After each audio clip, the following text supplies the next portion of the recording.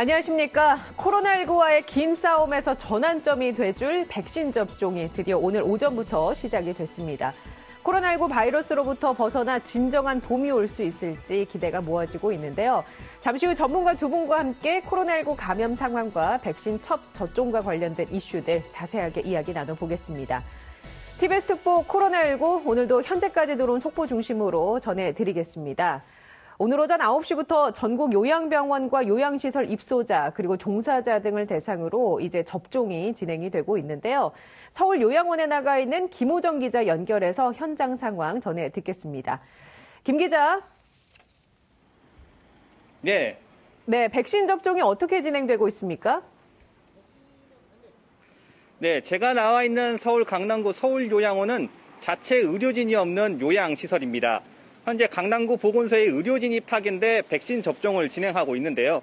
어제 강남구 보건소에 도착해 보관 중이던 백신은 접종이 시작되기 전인 오늘 오전 7시 30분쯤 수송 준비에 들어갔습니다.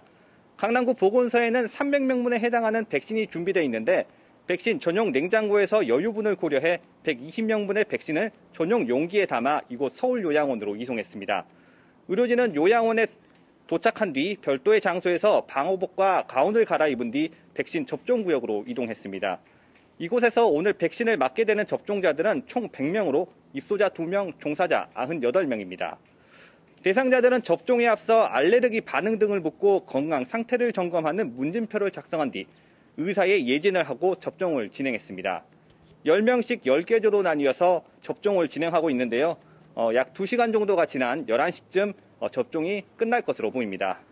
앞서 질병관리본부는 별도의 1호 접종자는 없다며 오늘 오전 9시에 백신을 맞는 국민 모두가 1호 접종자가 될 것이라고 설명했는데요. 이곳 서울요양원에서의 첫 번째 접종자는 이곳에 입소하신 문모 어르신입니다. 백신 접종 첫날인 오늘 서울 시내에서는 요양병원 137곳과 요양시설 277곳에서 만 65세 미만 입원 입소자, 종사자 등 22,615명에게 대한 접종이 진행됩니다.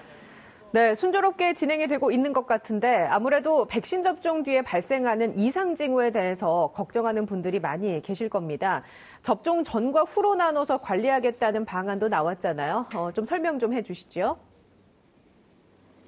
네, 접종이 이루어지기 전에 접종 대상자가 알레르기 반응이 있는지 등을 예진을 통해서 아나필락시스 위험군을 구별하는 작업이 이루어졌는데요.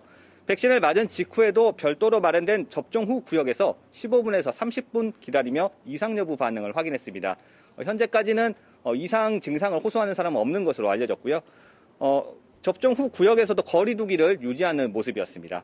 만약 이후에 이상 징후가 나타나면 응급조치가 이뤄질 수 있도록 병원과 연계가 돼 있고 서울시는 접종 후 사흘이 지나면 문자 알림 서비스로 이상 여부를 확인한다는 계획입니다. 아스트라제네카 백신은 총 2회를 맞아야 접종이 완전히 끝나게 되는데요.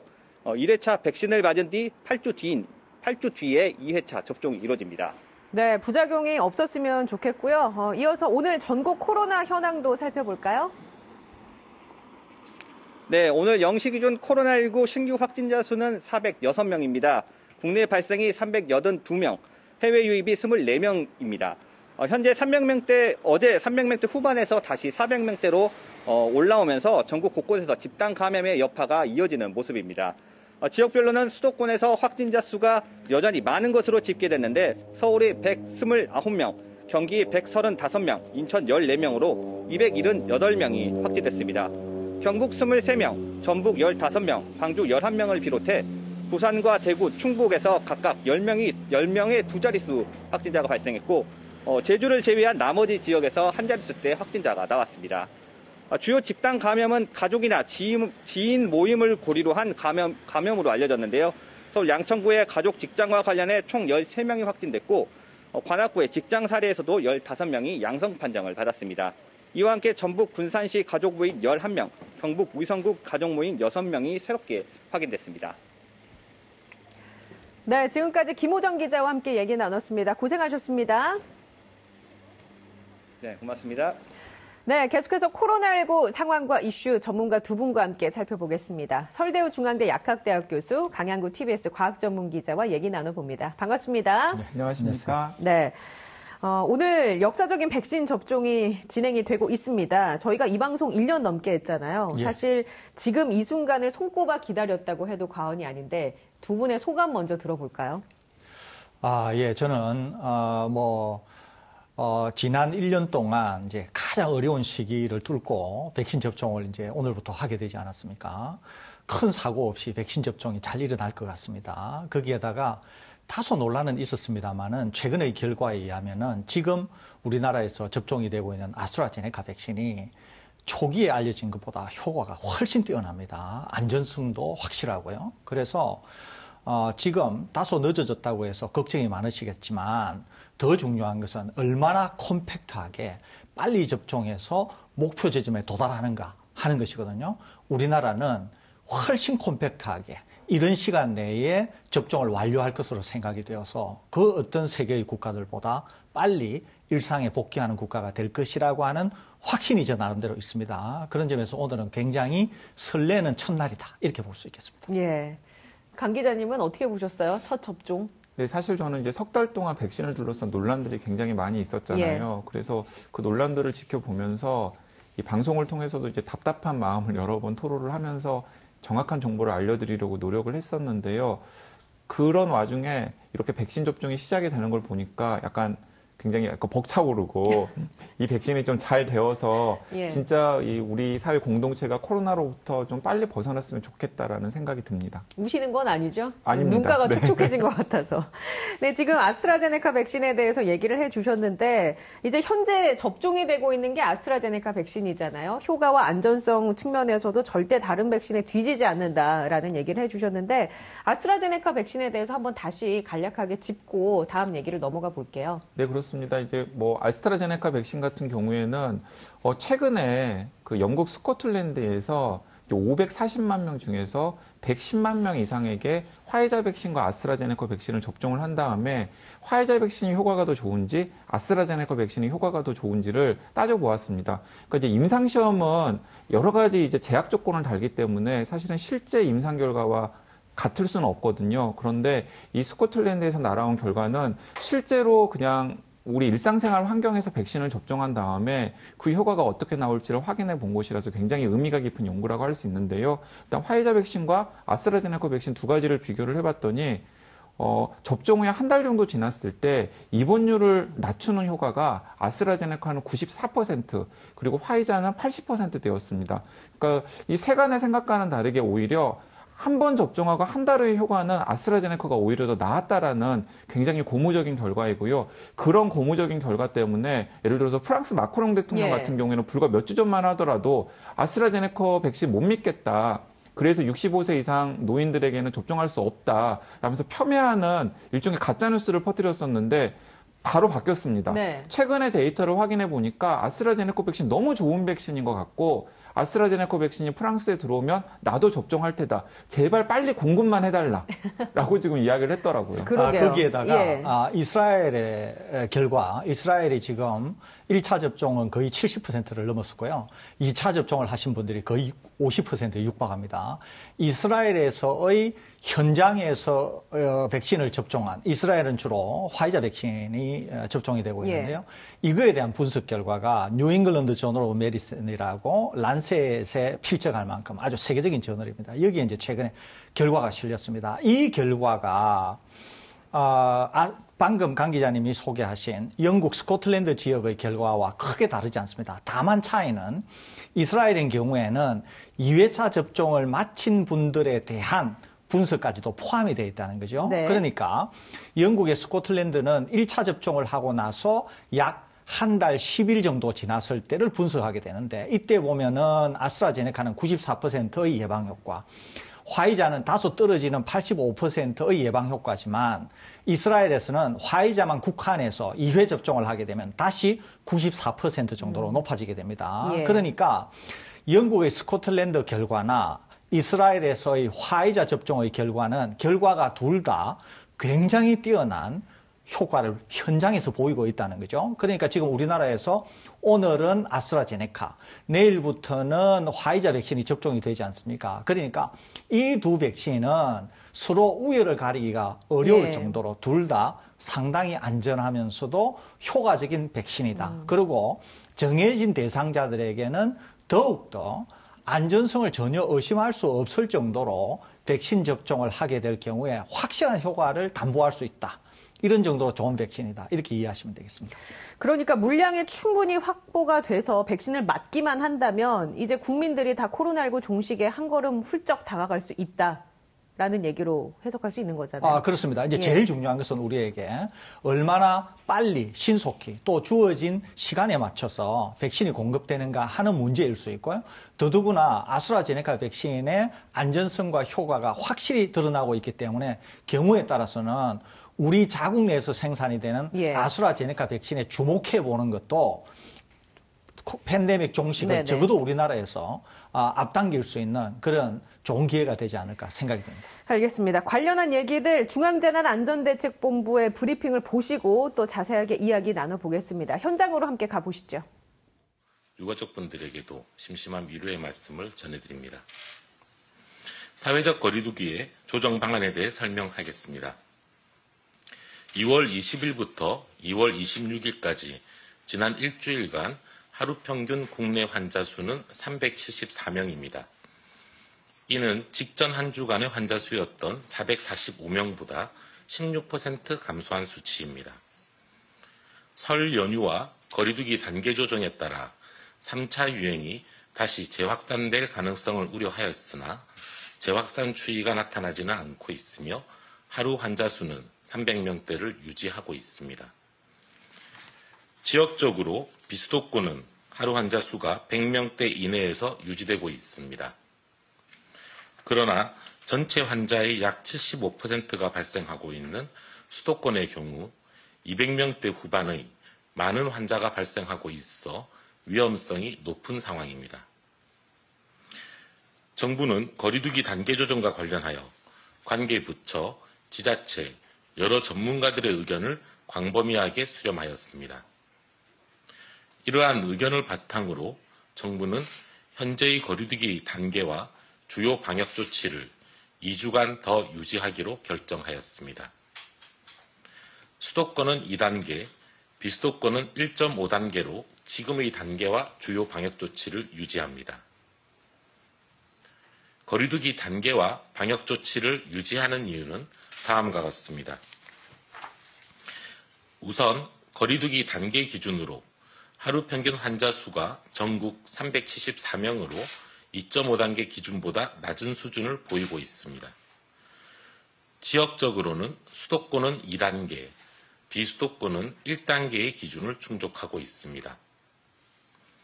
다만 여전히 300~400명의 환자가 매일 발생하고 있어 조금만 방역 강도를 완화시켜서 긴장도가 이완될 경우 유행이 다시 커질 위험성도 상존합니다.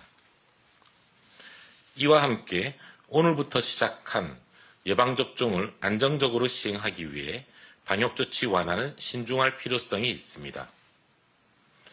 집단 면역을 효과적으로 형성하기 위해서는 예방접종을 차질 없이 시행해야 하며 유행이 확산되면 방역 역량이 분산되어 차질이 발생할 가능성이 커집니다. 또한 사회적 거리두기 체계의 개편을 준비하는 과정에서 충분한 의견 수렴과 논의를 거치기 위해서 상황을 보다 안정적으로 유지할 필요성도 있습니다. 기존의 거리두기 단계가 14일까지 유지되므로 교육부와 시도교육청의 지침에 따라 초, 중, 고고와 유치원의 개학은 기존의 학사 일정대로 진행합니다.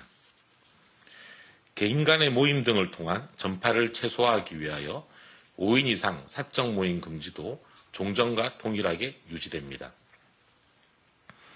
유흥업소도 전국적으로 22시까지만 영업을 허용하고 좌석 이동, 춤추기 금지, 전자출입명부 작성 등의 강화된 방역수칙을 준수하셔야 합니다. 이와 함께 감염 위험도가 높은 취약시설에 대해서는 방역관리를 강화하겠습니다. 집단 감염 위험이 큰 사업장 관리를 위해 외국인 근로자가 많은 산업단지와 거주지역에는 선제적으로 선별검사를 시행하는 등 관계부처가 합동으로 방역관리를 강화하겠습니다. 요양병원의 입소자와 종사자들은 주기적으로 코로나 검사를 시행하고 있으며 입소자와 종사자들에 대한 예방접종도 빠른 속도로 확대해 나갈 것입니다. 교회 등 종교시설, 사설의 국제학교 등 미인과 종교 교육시설에 대해서도 점검을 강화하겠습니다. 또한 방역수칙이 현장에서 제대로 작동되도록 법과 원칙에 따라 엄정히 대처하겠습니다. 대부분 국민께서는 방역수칙을 잘 지켜주고 계시며 이는 우리 사회를 코로나19로부터 보호하는 데 크게 기여하고 있습니다. 하지만 일부의 경우 방역수칙을 고의로 위반하여 사회 전체의 방역에 위해를 가하는 경우가 있습니다. 이러한 위반에 대해서는 우리 공동체를 안전하게 지키기 위해서라도 엄정한 대처가 필요한 상황입니다. 정부는 방역수칙을 위반하는 경우 무관용 원칙에 따라 법에서 정한 과태료, 벌금 등의 처분을 시행할 것입니다. 참고로 방역수칙을 위반하는 사업자는 최고 300만 원, 개인은 최고 10만 원의 과태료가 부과되며 집합금지를 위반하는 경우 최고 300만 원의 벌금이 부과될 수 있습니다. 사업장에서 핵심 방역수칙을 위반하는 경우는 과태료 처분과 별개로 지자체에서 2주간의 집합금지 명령도 내릴 예정입니다. 방역수칙 위반으로 행정처분을 받은 경우 재난지원금, 생활지원비 등 경제적 지원 시에도 불이익을 받게 될 것입니다. 관련 법률을 위반하여 자가격리를 이탈하거나 고의로 역학조사를 방해하여 방역에 위해를 끼치는 경우 이로 인한 집단 감염으로 발생하는 모든 검사와 치료, 격리 비용 등에 대하여 구상권도 적극적으로 청구하겠습니다. 정부는 이를 위해 관련 부처와 지자체가 참여하는 코로나19 구상권 협의체를 운영하고 있으며 정부 법무공단에 구상권 관련 소송을 지원하는 전담팀을 신설하여 운영하고 있습니다. 이 같은 조치는 높은 시민의식과 책임감을 바탕으로 협조해주고 계시는 대다수의 국민들과 사업장을 보호하고 지속가능한 방역체계를 유지하기 위한 것입니다. 국민 여러분의 이해와 협조를 부탁드립니다.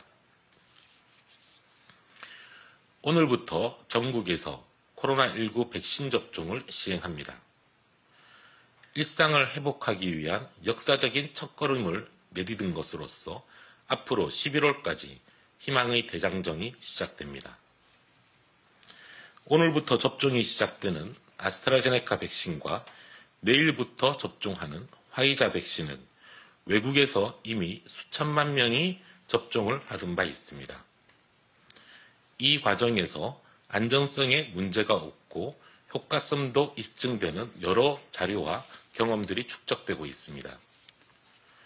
국민 여러분께서는 이러한 상황을 감안하여 방역당국이 설명하는 백신의 안전성과 효능을 신뢰하고 예방접종을 적극적으로 받아주시기를 당부드리겠습니다.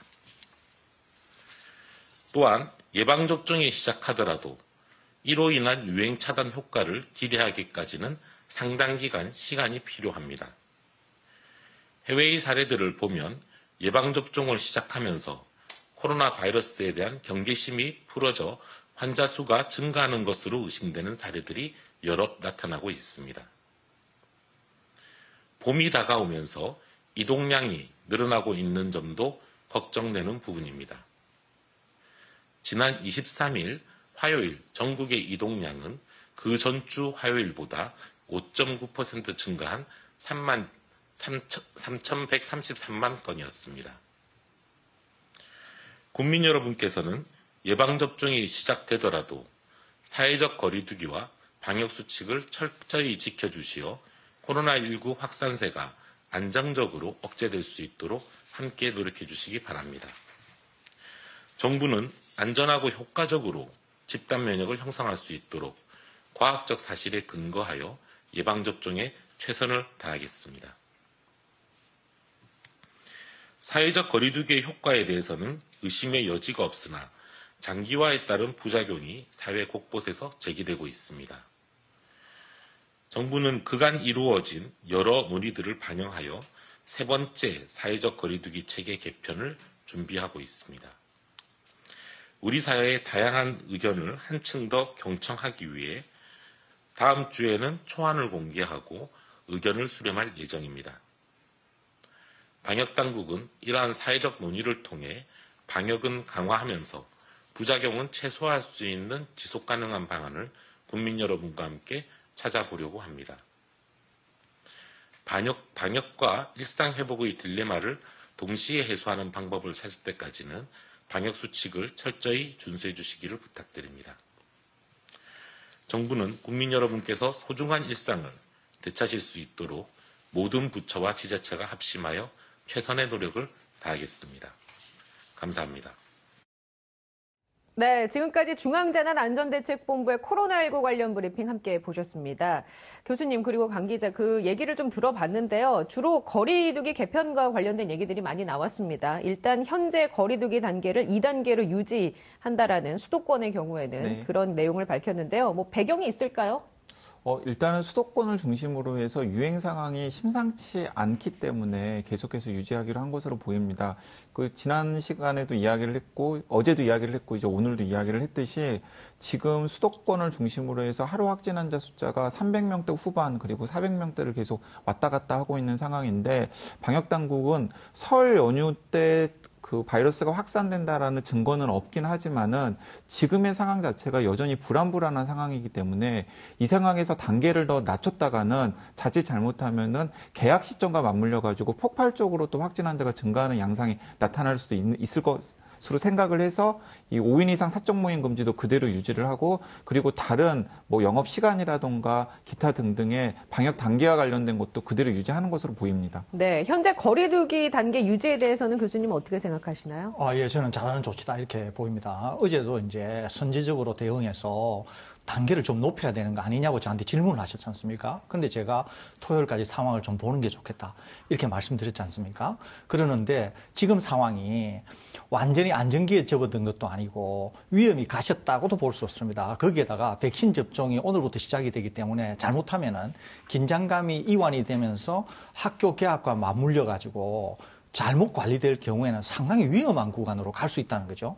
당국이 이런 것을 염려해서 오히려 2주 정도만 지금의 기조를 유지하면 오히려 괜찮겠다라고 판단을 한 것 같습니다. 그래서 저도 상당히 동의하면서 오히려 지금의 조치, 이 기조 조치는 잘 된 거다 이렇게 평가하고 싶습니다.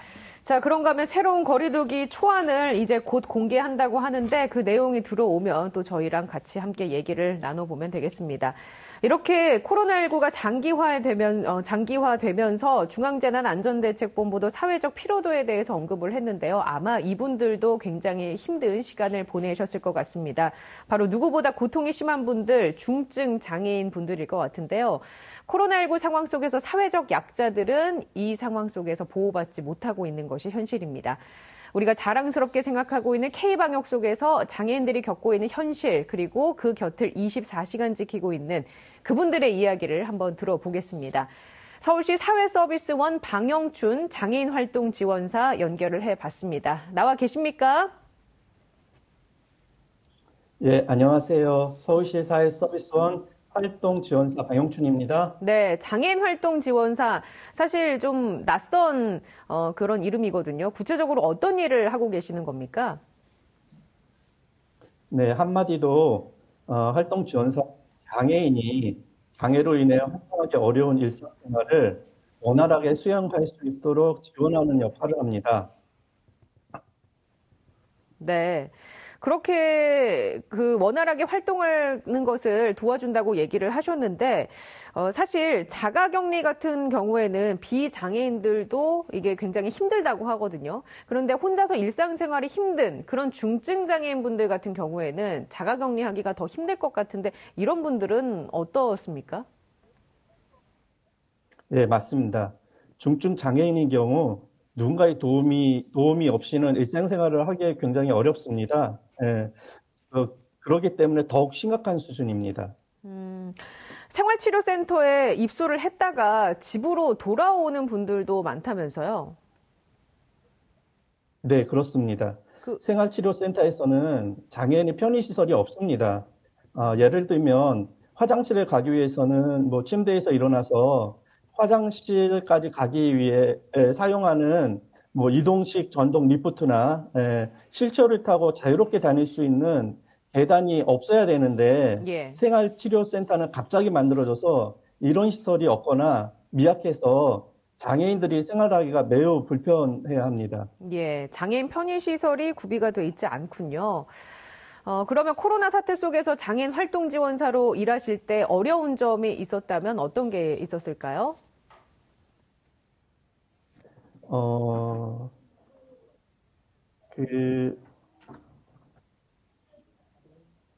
장애인 활동 지원이 코로나 시대에 굉장히 어려운 거는 장애인들이 복지관 이용이 굉장히 어려워지고 외부 활동도 못하게 되면서 그 스트레스가 활동 지원사에게 전달돼서 체력뿐 아니라 심리적으로 굉장히 어려운 상황입니다.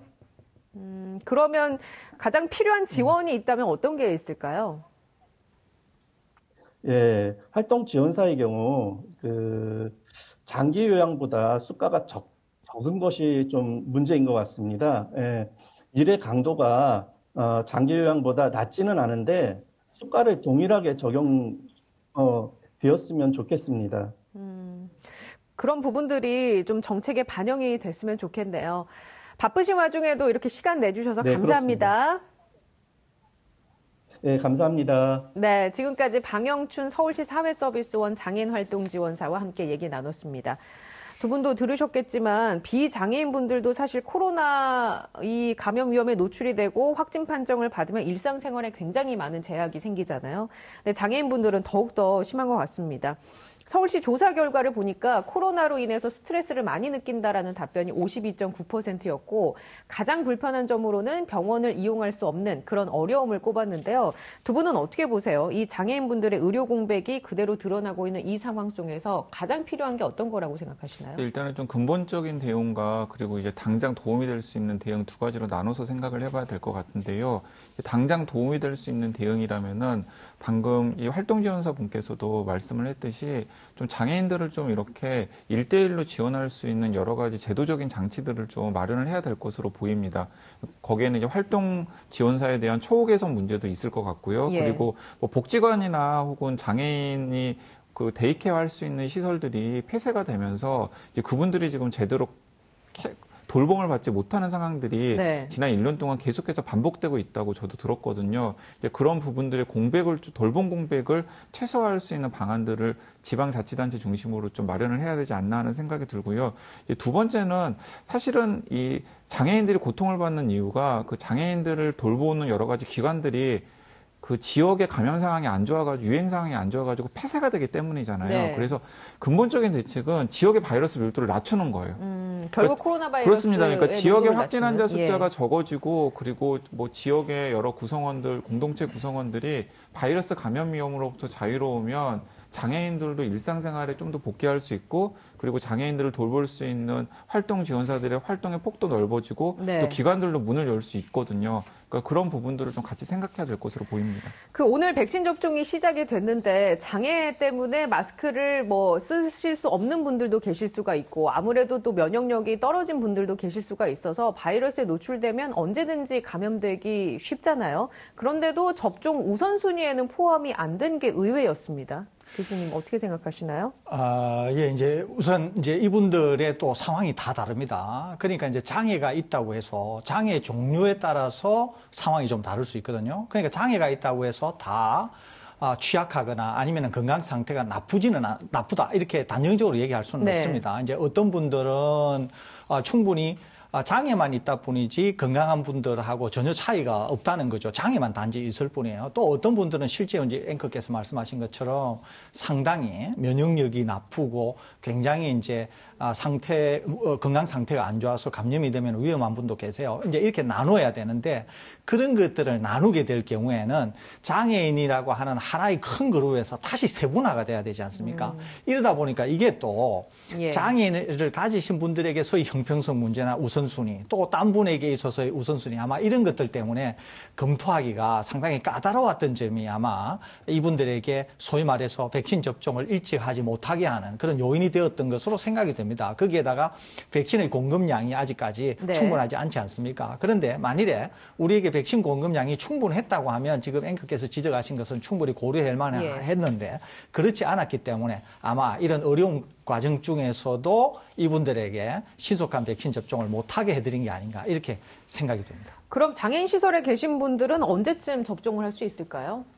네, 일단은 지금 2분기에는 장애인 시설에 계신 분들을 대해서 장애인 시설에서 집단 감염이 계속해서 예. 나왔지 않습니까? 그래서 2분기 때는 그런 집단 감염이 일어나는 고위험군들을 중심으로 해서 집중적으로 접종을 하기 때문에 장애인 시설에 입소하신 분들 같은 경우에는 예. 일단 우선 접종 대상이 되고요. 일반 장애인들 같은 경우에는 그러니까 장애인 시설에 입소할 정도의 중증 장애인 아닌 경우나 혹은 이제 자가에서 계시는 장애인들 같은 경우는 사실 일반 시민들과 똑같은 일정을 따르게 됩니다. 예.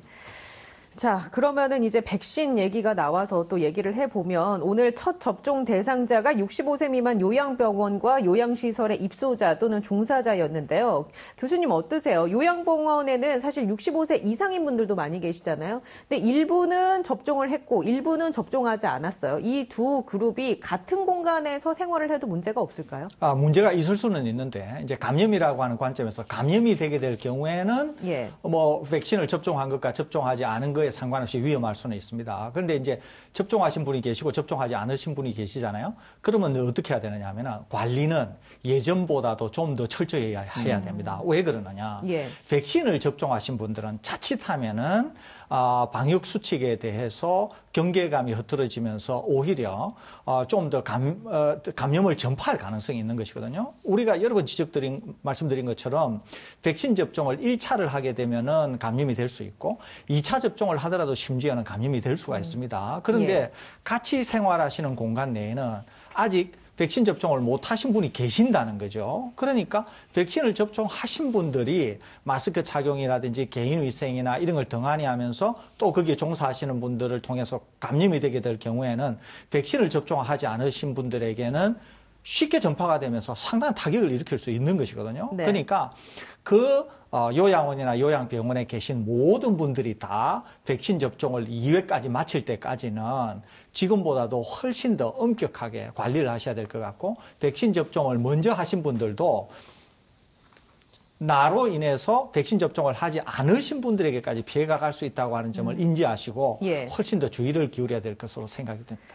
자, 그리고 어제 나온 뉴스인데 제주로 이송되던 백신이 적정 온도를 벗어나면서 전량 교체되는 일이 있었습니다. 0.5도의 차이 때문에 이게 회수가 된 건데 적정 온도를 벗어나게 되면 어떤 문제가 생기는 겁니까? 일단 질병관리청에서 이제 이동 중인 백신에 대한 온도 체크를 계속 하는데요. 이상 신호가 발견이 된 것입니다. 그러니까 적정 온도는 2도에서 8도인데 이 제주로 가는 백신의 수송 용기에서 네. 2도보다 0.5도 정도 낮은 1.5도가 체크가 되었기 때문에 다시 회수를 해서 체크를 하고 다른 새로운 백신 물량을 제주도에서 보낸 사건인데요. 일단 결론만 말씀드려보면 백신에는 문제가 없었습니다. 아, 그렇군요. 그러니까 냉매 예. 때문에 온도가 일시적으로 낮게 나온 것이었고 실제로 백신을 확인해 보니까 2도에서 8도 백신을 보관을 해야 되는데 8도 이상의 고온의 백신이 오래 노출되어 있거나 혹은 2도 미만으로 떨어져 가지고 0도 이하가 돼서 백신이 얼게 되면은 이제 그 백신이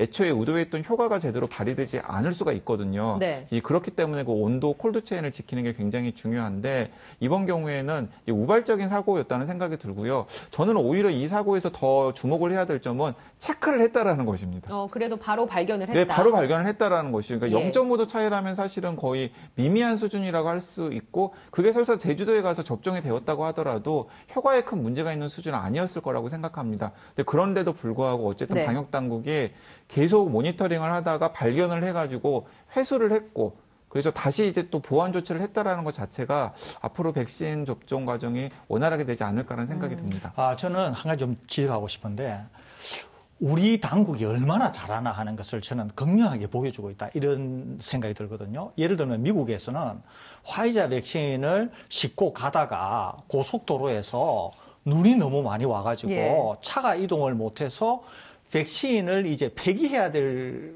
상황이 생겨서 고속도로에 정체된 차에 있는 사람들을 다 불러 모아가지고 백신 접종한 사례가 있었습니다. 예. 그런데 우리는 지금 단지 0.5도 배송 과정 중에 실시간으로 온도를 체크하는데 문제가 발견돼가지고 백신을 교체했다는 거 아닙니까?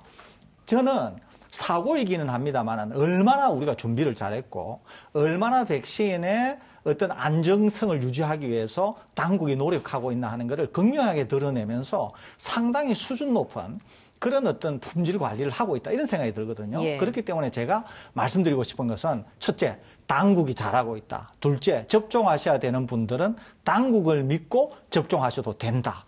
그런 점을 저는 좀 지적하고 싶습니다. 자, 이제 이 대목이 굉장히 중요한데 만약에 그 0.5도 이하로 온도가 떨어진 백신이 제주도로 그대로 가가지고 접종을 했는데 사실 백신에는 문제가 없었습니다. 실제로는. 하지만 접종한 다음에 그 사실을 어떤 기자들이 알았습니다. 그러면 당연히 어떤 언론들은 제주도 오면 물백신 맞았다. 예. 이런 식의 기사를 썼겠죠.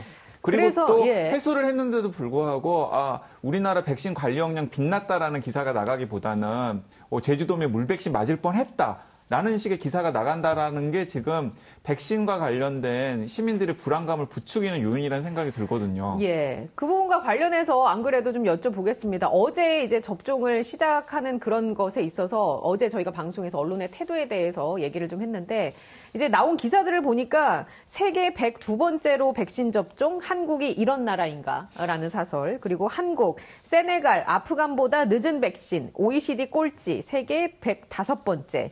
세계 꼴찌 접종, 그나마 다행, 이런 기사들이 나왔습니다. 이것에 대해서 어떻게 생각하시나요? 이게 굉장히 잘못된 거예요. 왜 그러냐면 예. 제가 다시 말씀드리겠습니다. 전 세계에서 백신 접종을 제일 먼저 한 국가가 영국입니다. 두 번째가 미국이거든요. 그러면 이스라엘이 1등을 했느냐? 그게 아니에요. 백신 접종을 할 때. 그런데 아까 제가 지적해서 말씀드린 것처럼 전 세계에서 집단 면역, 그러니까 백신 접종과 관련해서 집단 면역을 제일 먼저 이루게 될 국가가 이스라엘일 수 있어요. 그러니까 이스라엘은 1등을 시작한 국가도 아닌데 굉장히 속도감을 높여서 빨리 마칠 가능성이 있다는 거죠. 우리나라도 마찬가지예요. 우리나라도 여러 국가들이 하는 걸 보면서 어떤 문제가 있는지 그러면서 준비하고 도상훈련을 했기 때문에 조금 전에 지적드린 것처럼 0.5도 차이가 있는 것도 우리가 다 회수하고 하는 걸 하게 됐다는 거예요. 그러면 어떻게 될 건가? 앞으로 백신만 제대로 도입이 된다고 하면 우리는 이스라엘처럼 순식간에 접종을 하게 되면서 집단 면역에 도달하는, 즉 예. 시작은 늦었을지 모르지만은 과정 중에서 얼마나 컴팩트하게 해서 끝내는 시점을 앞당기느냐 하는 것이 훨씬 중요한 것이거든요. 그런 점에서 보면은 네. 지금의 언론들이 부정적으로 지적하는 것은 저는 그 기본 인식이나 태도가 굉장히 잘못됐다는 생각이 들고 오히려 우리나라는 그 반전을 뛰어넘어서 오히려 빨리 집단 면역에 도달하는 그런 국가가 될 가능성이 있기 때문에 그런 점에서는 국민들께서 충분히 안심하시고 백신 접종을 하셔도 된다는 말씀을 저는 드리고 싶습니다. 그러니까 덧붙이면 굉장히 비생산적인 비판입니다. 제가 예를 들어서 조선일보 논설위원이었다면 세계 102번째로 백신 접종, 한국이 이런 나라인가라는 그 사설을 쓸 것이 아니라 이런 사설을 쓰겠습니다. 외국에서 효과 입증된 아스트라제네카 백신 65세 이상도 접종하자. 이런 식의 백신을 써야 예. 손해진 백신을 왜 활용하지 못하냐라고 정부를 생산적으로 비판을 해야지 맥락에 없는 그리고 오히려 가짜뉴스에 가까운 그리고 현실의 공동체에 도움이 되지 않는 이런 사설을 쓰는 게 저는 무슨 의미가 있는지 모르겠습니다. 예. 지금 설 교수님이 얘기해 주신 그런 말씀, 시작은 늦었을진 모르지만 우리가 도착은 빨리 할 수 있다라는 그런 내용의 기사가 그때쯤 되면 나올까요? 아닙니다. 저는 굉장히 불안한데요. 예. 아마 지금 계속해서 지금 예를 들어서 이런 경우 있을 수 있거든요. 요양병원에서 이제 본격적으로 접종이 시작이 되거나 고령자 네. 접종이 시작이 되면은 분명히 인과관계가 확인되지 않았지만은 선후관계로 백신 접종한 다음에 일주일 이내에 돌아가시는 분들이 나올 수 있습니다. 마치 독감 백신처럼. 그러면은 또 살인 백신 이런 식의 기사들이 분명히 나오지 않을까 예. 싶어서 좀 걱정입니다. 알겠습니다. 쓴소리를 남겨드리면서 두 분과는 또 인사를 나누도록 하겠습니다. 지금까지 서울대우 중앙대 약학대학 교수 강양구 TBS 과학전문기자였습니다. 저도 여기에서 인사드리겠습니다. 시청해주신 여러분 고맙습니다.